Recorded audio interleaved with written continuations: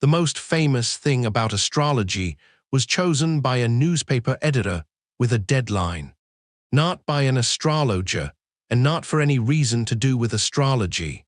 It is worth knowing why. There is one complaint about astrology that comes up more than any other. People read their sign and do not recognize themselves in it. The usual reply is to look at your whole chart. True and slightly beside the point. It treats the mismatch as your mistake for having read too little. There is a better answer, and it is not about you at all. The mismatch is built into the thing you were handed, and the reason is not astrological. It is a publishing decision from 1930, and everything since has run downstream of it. Start with how much a chart actually says.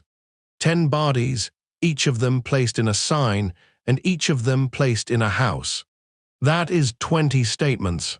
Add the ascendant and the midheaven, and you have 22. None of that includes a single aspect, the angles between the bodies, where a great deal of the interpretation lies. Count those, and the total climbs well past 30. So a chart is somewhere north of 30 separate claims about a person. Your sun's sign is one of them, not the first among them, and not a summary of them. 1. That ratio is the whole episode. Everything else here is an explanation of how one item out of 30 ended up standing for all of them. Now the part that explains everything else. Of those 22 placements, exactly one can be worked out from a date on its own. The sun's sign. Everything else needs more. The ascendant needs the time and the place. The midheaven needs the time and the place. All 12 houses hang off those two, so every house placement needs them as well. Even the moon, the fastest body in the chart, moves 13 degrees in a day, and its exact position wants an hour. The sun is the exception. It takes a little over 30 days to cross a sign, which means the date on its own pins it down for almost everybody. That is a fact about the solar system. It then became a fact about publishing. Nothing about the sun makes it the most telling placement.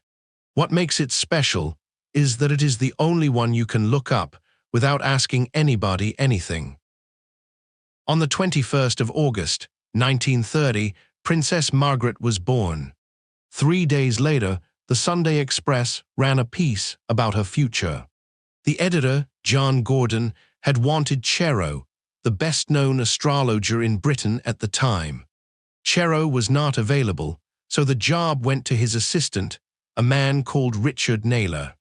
The article did well enough that Gordon offered Naylor a regular column, and the column had to work for every reader of the paper at once. And this is where the constraint bites. A weekly column cannot ask millions of readers for a birth time and a birthplace. It cannot cast millions of charts. It has one input, and that input is a date. So Naylor built something that would fit the input he had. He divided the sun's circuit into 12 zones of 30 degrees each. Then he named them after the signs and wrote a block of prediction for everyone. Readers looked up their birthday and found their paragraph. That is the format. It is still the format, more than 90 years later, in every newspaper column and every app that asks for nothing but a date. Other papers copied it within months. By the end of the decade, the sun sign was what the word astrology meant to almost everyone who was not an astrologer. It is worth pausing on how fast that happened. A tradition with 2,000 years behind it acquired its public face in a single decade, and acquired it from a newspaper's production requirements. It is worth saying what the tradition had been doing with the sun before any of that. Traditional practice assigns the sun vitality, honor, and the father. Those are significations rather than a personality sketch. Nobody was claiming the sun told you what someone is like at a party. There is a sharper version of the point. In the Hellenistic doctrine of sect, the sun is the light of a day chart. If you were born at night, the moon takes that role instead, and the sun is not the leading body in your chart at all. So for roughly half of everyone, the tradition itself does not put the sun first. Half of all births are at night, and for those charts, the moon leads. That is not a modern correction either. It is old doctrine that the popular format had no room for. Which raises the obvious question: what carries the part you were looking for? 3 placements do most of the work people expect a sign to do. The sun, which the tradition reads for vitality and for what a life is organized around.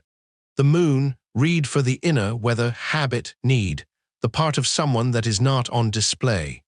And the ascendant, the sign rising in the east at the moment of birth. The tradition reads it for how a person meets the world. Popular astrology took the third of these and quietly handed its job to the first. When someone says they do not feel like their sign, very often they are describing the gap between their sun and their ascendant. It is a specific gap, and it has a specific cause. The sun sign describes something the ascendant was doing the describing of. Those are different placements, answering different questions. And there is a cruel arithmetic in which one of them went missing. The ascendant carries the most of what people are actually asking about. It is also the only one of the 3 that cannot be worked out without a birth time. So the factor most likely to explain the mismatch is the factor most likely to be unavailable. That is not a conspiracy. It is the same constraint from 1930, still running. The cheapest parts of a chart to distribute are not the parts describing you most closely. A format built around one input will always find the input it can get, and that input was never going to be a birth time. Take Ir out of the abstract. 2 people, both born with the sun in the same sign, months apart, in different years and different cities. They share one thing, and it is the sun sign. That is the entire overlap.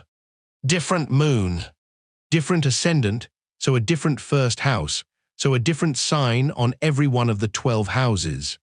Every planet the 2 of them have in common falls somewhere else in the chart. Lay the 2 charts side by side, and a reader who did not already know would never guess they had anything to do with each other. And yet both of them read the same paragraph on a Sunday, and both of them are entitled to wonder why it did not fit. Go through it placement by placement, and the size of the difference is easy to miss until you count it. 22 stated placements each. One of them matches. The other 21 do not, and those are the ones carrying the houses, where in a life each planet is supposed to be operating. A column written for the sun sign has to speak to both of these people at once. There is one thing they have in common, so there is one thing it can speak to. That is not the astrologer being vague. It is the format having a single input. Given one shared fact and 2 very different charts, any paragraph that fits both has to be written loosely enough to fit both. The looseness is a consequence, not a style. Which reframes the whole complaint. The horoscope column is not so much wrong about you as speaking to a category you happen to fall into, defined by one fact out of 22. It would be strange if that felt personal. The surprising thing is how often it does, which probably says more about how good people are at finding themselves in a description than about the description. None of which makes the sun sign useless. It makes it small, and small is a different complaint from wrong. So what should you do with one, knowing how small a part of the chart it is? First, check that yours is the one you think it is. The sun enters a new sign a little over 30 days apart, and the moment of crossing drifts by a day or so from year to year. In 2026, the Sun enters Aries on the 20th of March, in the afternoon Greenwich time. If you were born within a day of a boundary, check it. The sign you were told may belong to the printed table's year rather than to your own. That is a short check, and it settles the question permanently. Second, if you want the placement that people are usually reaching for, go and get your birth time. That is the next episode, and it is the single highest return on effort in this whole subject. Second, be clear about what has and has not been shown here. None of this makes the tradition true. Showing the popular version to be a thin sample of the tradition tells you nothing about the tradition's own claims. It does tell you something else. A great many people have settled their view of astrology on a format designed in 1930 to fit a newspaper page. That is a thin basis for a firm opinion in either direction. Whatever you end up thinking, it is worth having looked at more than that. So, 3 things worth keeping. A chart states 22 placements before it states a single aspect, and your sun's sign is one of them. It is the only one a date alone can produce. That is exactly why it got printed. And the placement that most often explains the mismatch is the ascendant. It needs a birth time, the one thing the format could never ask for. Not wrong. Just one part of the picture doing the work of all of it. Next time, how to find that ascendant, and why 4 minutes of doubt in your birth time is a degree of doubt in your chart.